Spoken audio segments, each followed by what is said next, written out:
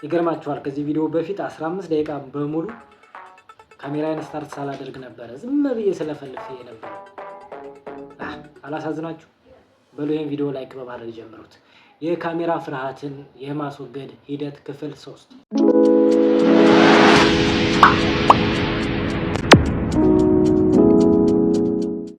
ውድና የተከበራችሁ የትሬንድ ኢትዮ የዩቲዩብ ቻናል ተከታታዮች እንደምን ቆያችሁ? ክፍል 3 የካሜራ ፍርሃትን የማስወገድ ሂደት። በዚህ ክፍል የካሜራ ፍርሃት ያሳጣኝን ነገሮች የምነግራችሁ ይሆናል። ለዚህ ቻናል አዲስ የሆናችሁ ሰብስክራይብ በማድረግ እንዲሁም ደግሞ ቪዲዮውን ላይክ እያደረጋችሁ ጀምሩት። የመጀመሪያው የተለያዩ እድሎች አመጣውኛል።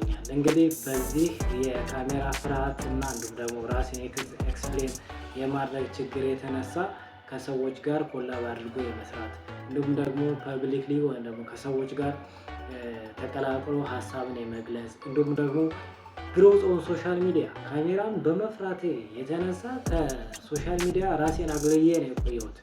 በሚገርማችሁ ሁኔታ ፐርሰናል ዴቨሎፕመንት ወይም ደግሞ ራሴን ኤክስፕሌን የማድረግ ችግር ከተለያዩ እድሎች እንዳልካፈል አድርጎኛል ማለት ነው። በግሩፕ የመስራት ችግር አለብኝ። እንዲሁም ደግሞ ፐብሊክ ስፒኪንግ ፕሮብለም አለብኝ። ከሰዎች ጋር ተቀላቅዬ ሀሳብን መግለጽ፣ በስነ ስርዓት መናገር እንዲሁም ደግሞ ከተናገርኩኝ እንደዚህ ቢሉኝስ ስህተት ብናገርስ ምናምን የሚሉ ፍርሃቶች ስላሉብኝ ከሰዎች ጋር ያለኝ ሪሌሽንሽፕ በዚህ ደረጃ መቀነሱ ደግሞ በዛው ልክ ሊመጡልኝ ወይም ላገኛቸው የሚችሉ ዩቲዩብን የማውቀው 2010-2011 ገደማ ነው። እንግዲህ ያኔ ዩቲዩብ ብጀምር ኖሮ አሁን ላይ ምን ያህል በደረስኩ ነበረ። ነገር ግን ከዚህ አይነት እድል እንኳን እንዳልጠቀም ዩኒቨርሲቲ ስገባ እንግዲህ ይሄ እድል ነበረኝ፣ ይሄ ኦፖርቹኒቲ ነበረኝ። ነገር ግን በዚህ ምክንያት አልተጠቀምኩትም ማለት ነው። ሁለተኛው ደግሞ ድምፄን ከፍ አድርጎ የመናገር ችግር አለብኝ። እንግዲህ አስቡት፣ በመምህርነት እያገለገላችሁ ድምፃችሁን ከፍ አድርጋችሁ መናገር አትችሉም ማለት ተማሪዎች ራሱ ማግኘት ያለባቸውን እውቀት በአግባቡ ላያገኙ ይችላሉ ማለት ነው። ያ ደግሞ ተስተውሎብኝ ነው ያለው። እንግዲህ ይሄ ችግር አንዱ ችግር ሆኖ ነው ያገኘሁትና ድምፄን ከፍ አድርጌ መናገር አልችልም። ሁለተኛው እንግዲህ ድምፄን ከፍ አድርጎ የመናገር ችግር። ምንም እንኳን ጥሩ ሀሳቦች ቢኖሩኝ ይብዛም ይነስም ውስጤ ላይ የተለያዩ አይዲያዎች ቢኖሩኝም ነገር ግን ድምፄን ከፍ አድርጎ የመናገርና እንዲሁም ደግሞ ኤክስፕሌን የማድረግ ችግር ስላለብኝ እነዛን ነገሮች አውጥቶ ከመናገር ይልቅ ውስጥ ላይ ደብቆ ማስቀመጥን እንደ ምርጫ አድርጌ ይዤው ቆይቻለሁ። እንግዲህ በእድሜ የሆነ ጆርኒ አለኝ። እንግዲህ ያ ጆርኒ ደግሞ ለሰዎች ኤክስፕሌን ባደርገው ራሴ የምለወጥበታለሁ፣ እንዲሁም ደግሞ ሰዎች ከዛ ነገር ይማሩበታል፣ ራሳቸውንም ኮምፔር አድርገው ያዩበታል ብዬ አስባለሁ። ነገር ግን ያንን ኤክስፕሌን የማድረግ እና ድምፄን ከፍ አድርጎ የመናገር ችግር ነበረብኝ። ሶስተኛው ደግሞ ደካማ በራስ መተማመን። አስቡት እንግዲህ ካሜራ የሚፈራ ሰው፣ ራሱን ኤክስፕሌን የማድረግ ችግር ያለበት ሰው በዛው ልክ በራስ መተማመኑ የወረደ ይሆናል ማለት ነው። ያን ደግሞ እኔ ላይ በጣም የተንጸባረቀ ችግር ነው ማለት ነው። በራስ መተማመን የለም። ነገሮችን በውስጤ መያዝ እንዲሁም ደግሞ ኮምፎርት ዞንን ፈልጎ እዛች አካባቢ ላይ መሆን ብቻ። ለምሳሌ ከቤት መውጣት አይመችኝም።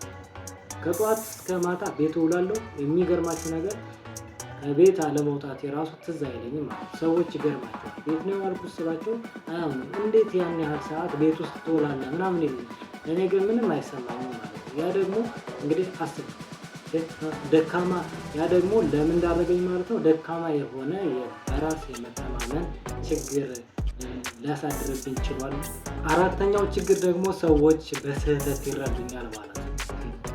አይገርማችሁም? ይሄ ደግሞ እንዴት እንደሆነ በጣም በሚያሳዝን ሁኔታ እኔ ዝም ከማለቴ አንጻር፣ እኔ ከሰዎች ጋር ካለመገናኘቴ አንጻር ሰዎች ደግሞ እኔን የሚፈርጁኝ በምንድን ነው ማለት ነው ከሰዎች ጋር መተዳደር የማይወድ ክፉ ሰው፣ ደካማ የሆነ ሰው፣ ኢንተረስት ፍላጎት የሌለው ሰው አድርገው ነው የሚያስቡ። ነገር ግን እውነታው እኮ እንደዛ አይደለም። ይህ የሆነው ግን በካሜራ ፍርሃትና ራስን ኤክስፕሌን ከማድረግ ችግር የተነሳ ነው ማለት ነው። ይሄ ነገር መቀረፍ አለበት። አይ ነው ዛት ለዛም ነው ይሄን ጆርኒ የጀመርኩት ማለት ነው። ወደፊት እንደሚሻሻልና ሁአይአም የሚለውን ነገር ኤክስፕሌን ማድረግ ማስረዳት፣ ሰዎች እውነታውን እንዲገባቸው ማድረግ የሚችልበት አቅም እንደማገኝ አልጠራጠርም። ነገር ግን እዚህ ጋር ማስተዋል ያለባችሁ ሳይለንስ ከሆናችሁ ወይም ደግሞ በጣም ዝምተኛ ከሆናችሁ ሰዎች የእናንተን ታሪክ መጻፍ ይጀምራሉ። አያችሁ፣ እናንተ ራሳችሁን ኤክስፕሌን አታደርጉም ማለት ሰዎች እናንተ ምን እንደሆኑ በፈለጉት ቅርጽ ይስሏችኋል ማለት ነው። አምስተኛው ራሴን ከሰዎች ጋር የማወዳደር ችግር። ይሄ ደግሞ ምንድነው? ሰዎች ጋር ራሴን አወዳደራለሁ ማለት ሰዎች እንዴት ነው ራሳቸውን ኤክስፕሌን የሚያደርጉት? እንዴት አይነት ኮንፊደንስ ነው ያላቸው? እኔ ግን አሁን እንደዚህ ማድረግ እችላለሁ ምናምን እያልኩ ራሴን እጠይቃለሁ። አልችልም። ከዛ ሳልችል እቀራለሁ ማለት ነው። ሳላሻሽል እቀራለሁ ማለት ነው።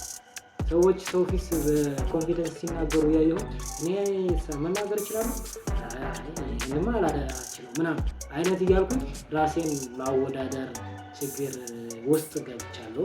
ስድስተኛው ደግሞ ጸጸት አትራፊ ሆኛለሁ። ይሄ ደግሞ በሚያሳዝናችሁ ሁኔታ ለምን እንደዚህ አልሆነም? አንድ ነገር ካለፈ በኋላ ለምን እንደዛ አልሆነም? እንደዚህ ቢሆን ጥሩ ነበር፣ እንደዚህ ብጀምር ነው አሪፍ ነበር፣ ቲክቶክ ከዚህ በፊት ዩቲዩብ ከዚህ በፊት ብጀምር እኮ እለወጥ ነበር አይነት ጸጸት ውስጥ ትገባላችሁ ማለት ነው። ያ ደግሞ የሚሆነው ምንድነው? በሰዓቱ አንድ ነገር አለማድረግ ካለፈ በኋላ ያው እንደምታውቁት ለጸጸት ነው የሚዳረጋችሁ ማለት ነው። ይሄ ችግር ደግሞ እኔ ጋር ተስተውሏል። የዚህ ችግርም ሰለባ ሆኛለሁ ማለት። ዛሬ የምትፈሩት ነገር ለነገ ጸጸት ነው የሚሆናችሁ። ይህን ነገር ማስተዋል አለባችሁ እና በዚህ አጋጣሚ አንድን ነገር ዛሬ የምትፈሩትን ነገር ዛሬውኑ ለማድረግ ደፍራችሁ ተነሱ ለማለት እወዳለሁ። እኔ ዛሬ ካሜራ ፊት መናገር እፈራለሁ። ሰዎች ፊት ራሴን ኤክስፕሌን ማድረግ እፈራለሁ። ለነገ ጸጸት እንዳይሆነኝ ግን ያንን ነገር ዛሬውኑ ለማድረግ ቆርጬ ተነስቻለሁኝና እናንተም በዚህ አጋጣሚ ቆርጣችሁ ተነሱ። ዛሬ የምትፈሩትን ነገር አድርጉት። ሰባተኛውና የመጨረሻው ደግሞ አቅሜ የተገደበና ምንም ቫልዩ የሌለኝ አድርጌ ማሰብ ጀምሬያለሁ። የመጣሁበት ሂደት፣ ያለፍኩባቸው ችግሮች፣ ያገኘኋቸው እድሎች፣ ብዙ ነገሮች ምናልባችም ሰዎችን ያስተምሩ ይሆናል፣ እኔን የሚለውጡ ሊሆን ይችላሉ። እነዛን ኤክስፕሌን ባደርጋቸው መልካም ሊሆን ይችል ነበር። ነገር ግን እኔ ምን ቫልዩ አለ? ምን ያለፍኩበት ነገር አለ? ምን ኤክስፔሪየንስ ያደረኩት ነገር አለ? ምን ታሪክ አለ? ምን ሰርቻለሁ? ምን ትዝታ አለ? እንደዛ አይነት ነገር ነው የማስበው እና ምንም ኢምፓክት እንደሌለኝ አድርጌ ስለማስብ ያንን ነገር ደግሞ አውጥቶ ኤክስፕሌን ማድረግ ለእኔ ቫልዩለስ ነው ብዬ ነው የማስበው እና ያ ነገር ደግሞ እንደ ችግር አይቼዋለሁኝ ማለት ነው። እንግዲህ ቤተሰቦች ችግሮች ናቸው ብዬ ያሰብኳቸው እነዚህን ይመስላሉ። በቀጣይ ክፍል ደግሞ ለእነዚህ ችግሮች የመፍትሄ ሀሳብ ያልኳቸውን ይዤላችሁ የምመጣ ይሆናል። እስከዛው ድረስ ለቻናሉ አዲስ የሆናችሁ ሰብስክራይብ በማድረግ እንዲሁም ደግሞ ቪዲዮ ላይክ እንድታደርጉት፣ ሀሳብ አስተያየት ካላችሁ ደግሞ ኮሜንት ላይ እንድትጽፉልኝ በአክብሮት ተጠይቃችኋለሁ። ይመቻል።